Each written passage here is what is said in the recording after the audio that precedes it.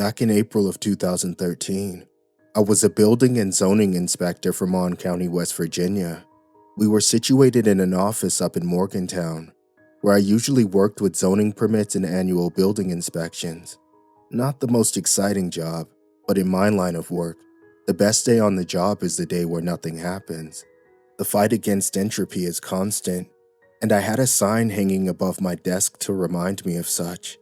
It simply read "Everything breaks" in cursive, with a baby cherub in the corner.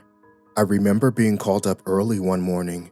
There had been some sort of geological event, and every inspector would be pulled off desk duty. We needed immediate building inspection in the area surrounding the outskirts of Greenbrier Valley. We were to coordinate our efforts with the Central Command up in Greene County. That morning, it seemed like everything was topsy-turvy. The local news talked about an escaped murderer, and we were getting calls about a lake being drained. The local hospital desperately needed blood donations, but couldn't tell us why. Overall, something was up, and neither of us liked it, but we went along with it. I was assigned to a full inspection of a farm close to the epicenter, the Oak Valley Grain Farm. I was handed a dossier on the owner, employees, tax records, zoning permits, all that stuff. But I was practically pushed out the door before I got the chance to go through any of it. I'd only finished half of my morning coffee when I found myself standing in the parking lot, with a stern-looking man impatiently tapping his foot, waiting for me to get on my way. Given the way that they were hurrying us, I got the impression that something terrible had happened. And yet, we were told to expect minimum damage, if any at all. Still, I had to remind myself of that eternal adage, everything breaks. That includes old barley farms. Once I was out on the road, I took some time at a rest stop to go through the dossier, mostly to get a feel for the place and an idea of what to look out for. So, the Oak Valley Grain Farm, a 75-acre area originally established in 1882.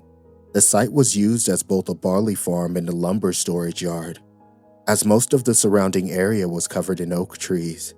A few years into operation, they expanded into having an off-site cooper and making their own barley malt for whiskey production.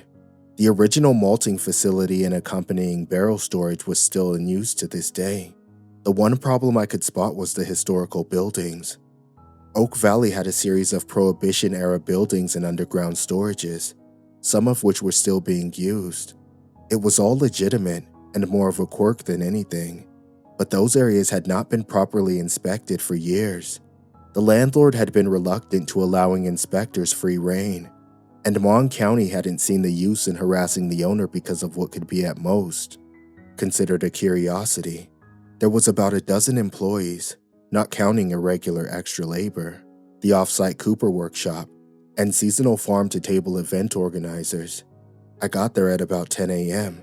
Even from the parking lot, I could still see the rolling hills of sprouting barley. Red birds were circling overhead, some kind of migrating species that had come home to roost. There was a constant low droning in the air, both from machinery and the emerging spring insects. The air was dense with the smell of rain-drenched manure and fertile soil. I was greeted by one of the equipment operators, Elsie, a quiet middle-aged woman with a permanent squint on her face, like she was always blinded by the sun. "Welcome to Oak Valley," she smiled. "Lacey will be out in a minute. Is the landlord in? Mr. Kettleman. Anderson Kettleman?" "Yeah, he's not usually around that much," Elsie sighed. "Lacey is the, de facto boss lady. Runs the day-to-day operations.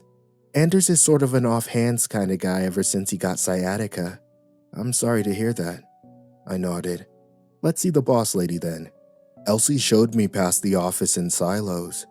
I was regretting not putting on more appropriate footwear, but most of my on-site inspections were usually municipal buildings.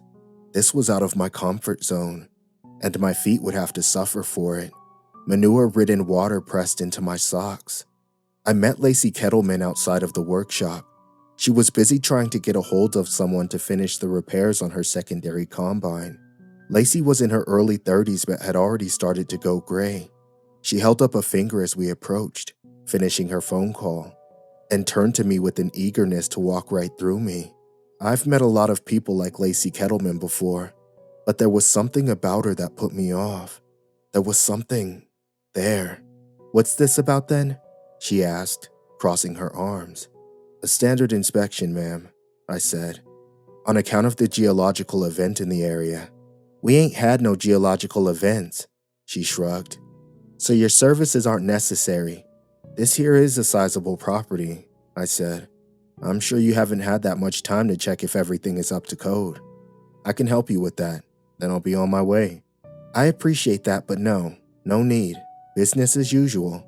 I looked over Elsie, still hovering on the outskirts of the conversation. I clutched my dossier and resumed eye contact. "Miss Kettleman, do you mind explaining the problem with your combine harvester?" "I'm not entirely sure," she said.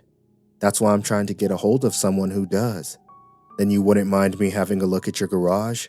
Or better yet, the combine?" "The combine doesn't constitute a building, sir. Not much use for a building inspector to look at that. Let's start with the garage then." While Lacey took off with her cell phone in hand, Elsie stayed by my side and guided me around the property. Turns out, Elsie was the one supposed to operate the second combine. Since it was out of commission, she didn't have much to do. She only had access to a few buildings, but it was enough to get me started. First off was the garage. While Lacey had said there'd been no noticeable geological event, there were clear signs of a disturbance. Several items had been knocked off the walls, and there were web-like cracks in the concrete floor. Nothing major, but enough for me to take note. There was no way Lacey was unaware of this. I took some pictures, made some notes, and wandered off to check the storage sheds. Over the next few hours, Elsie escorted me through the grounds. While most buildings were off limits to her, and Lacey was nowhere to be found, I could still check the exterior. And while I didn't see anything obviously dangerous, there were clear signs of the area being disturbed. I could see the ground having shifted downhill from the storage sheds. Entire rows of barley were bent. While waiting for Lacey to meet us by the offices, Elsie and I started wandering by the edge of the grounds. There were plenty of oak trees there, historically used for making their own barrels, and there were several old trails snaking through the undergrowth. We were walking past a gazebo when I noticed an old well. Nothing out of the ordinary at first sight, but I noticed something strange about it. Algae. I took a closer look. Turns out the well was overflowing with water. Elsie seemed just as surprised as I was. "It's been dried out for years," she said. "That's definitely new." There was a pulse to it. Gulps of water making tiny bumps in the surface tension. Algae and lily pads overflowing, making a green circle around the stonework. It had a strange smell to it, like salt and ammonia. Like lake water? This wasn't normal. We met up with Lacey, and I explained the various signs I'd seen from around the farm. Elsie quietly retreated, not wanting to be dragged into the conversation. Lacey just nodded along but didn't seem to react as I told her about the cracked concrete, the tilted rows of barley, or the various disturbed shelves. Seeing as there were clear signs of the area being affected, I told her that I had to take a closer look at the structural integrity of the main buildings. And finally, there was the well. This time, she reacted. She had nodded and accepted everything up to that point, but all of a sudden, she was defending herself. She tried to explain that the well was backed up, and that they'd had problems with water runoff in the past. There was nothing in the dossier about flooding, but Lacey was adamant. Also, arguing with her didn't seem to do us any favors in gaining access to the farm interior. "You can stall all day, Miss Kettleman," I reminded her, "but we're not done until I say so." "We're not keen on government folks skulking around, sir," Lacey smiled. "This place has history." I told her I'd be back the next day, and the day after that. As many days as it took for me to do my job. Lacey just grinned. She wouldn't make it easy for me. I took some time checking in with the other inspectors. Turns out I wasn't the only one who noticed some strange abnormalities. A lot of bursting pipes, it seemed. The local high school was also a mess. not to mention the elementary school over in Juniper. I was given no details about it, except that no one was allowed on the premises, and the entire school was sealed off, even for inspectors. By comparison, my overflowing well was nothing, and still, I couldn't shake the feeling that something about Lacey was off. I checked the dossier over and over that night, trying to make a game plan for the following day. I'd take some extra time checking the irrigation and plumbing, and put an emphasis on the interior. Lacey would just have to comply. And yes, I would even check the old Prohibition-era storages. She'd just have to deal with it. I was up bright and early the following morning. I got to the Oak Valley grain farm at about 7 a.m., only to notice that it had been closed. Lacey had put up a sign on the door, closed for renovations. That was it. Maybe she figured we wouldn't have to conduct any inspections if there was no current business being conducted. But that's not how things work. I tried calling her, but got no response. I sent her a single text. She was either to open up the facility for inspection, or I had to take legal action. Shortly afterwards, she assured me she'd be there. 1 hour and 30 minutes later, Lacey came out of the main office building. Apparently, she'd been there all along. Strange though, she had no car in the parking lot. She was out of her work clothes, having just slapped on a gray hoodie and a pair of torn jeans. She looked exhausted. "Pleasant morning?" I asked. I cursed myself for forgetting to bring appropriate footwear again. Lacey didn't respond. She just wrapped her arms around herself and just kept her head down. Something was wrong. We headed into the main office. Nothing out of the ordinary. No damage, no problem with the plumbing. All in all, it seemed perfectly fine. I couldn't figure out why she was so reluctant to show it to me. Then I checked the dossier. Of course, there was the Prohibition-era cellar. "All right," I sighed. "Time to head underground." "Is that absolutely necessary?" she asked. "It's a mess. We don't use it for much." "You've been putting off an inspection for a long time, Miss Kettleman. Given the circumstances, I can't really agree with putting it off any further." "It's a cellar," she shrugged. "There's not much that can go wrong with it." "Everything breaks, ma'am." The door to the cellar was so small I had to move sideways to fit. How they moved contraband whiskey through here back in the day was a mystery to me. Still, I was there to check for damages, not sightseeing. We came down to a larger open space, with an 8-foot drop into a storage area. It was about 16 by 20 feet in total. There was an old steel ladder leading down, with 2 open paths leading deeper down. A set of flashlights were hanging on the wall, so I brought one with me. As I put my hand on the first rung of the ladder, I noticed Lacey's expression change. While she'd been angry or frustrated before, she looked almost apologetic now. "This will complicate things," she sighed. "But we'll work it out somehow." "Sure thing. Now, the support seems fine," I said, climbing down. "But there might be damage further in." I stepped away from the ladder, taking in the smell of salt water and ammonia. The moment I did, Lacey pulled the ladder up. This caught me completely by surprise. I hadn't even considered that an option. The ladder just rattled away, and I was left down there. It was so sudden that I didn't know what to say. I just threw my arms out in a confused shrug. "What the hell?" "I'm sorry." "Like hell you are. Put the ladder back." "I can't. I'm calling the police." There was no coverage. We were too far underground. I was slowly realizing that she was going to leave me down there.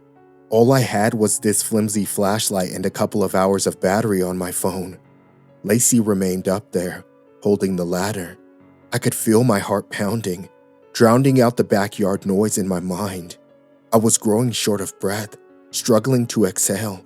I've never been claustrophobic, but this was something else. Something darker. A real, actual threat to my life. "They came to me, looking for shelter," Lacey said. "They speak, you know." "What are you talking about?" "They said you were coming, and I want to hear what else they have to say." "You can't keep me here."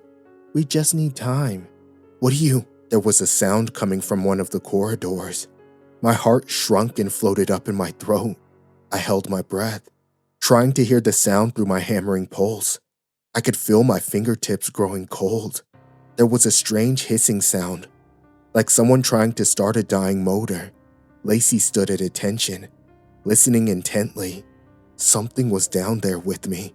"We came to their home," Lacey whispered. "Now they're coming to ours."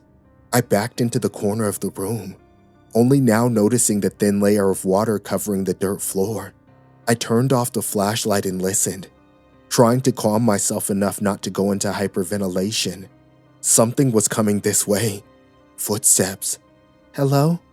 Lacey whispered. "Will you speak to me?" The footsteps stopped. There was another hissing noise, rattling me. It felt like someone was playing the fiddle with my nerves. "Of course," said Lacey. "He's all yours." I could hear her stand up to leave, taking the ladder with her. The footsteps came closer, closer. I tried to move, but I made too much noise. The footsteps stopped for a moment.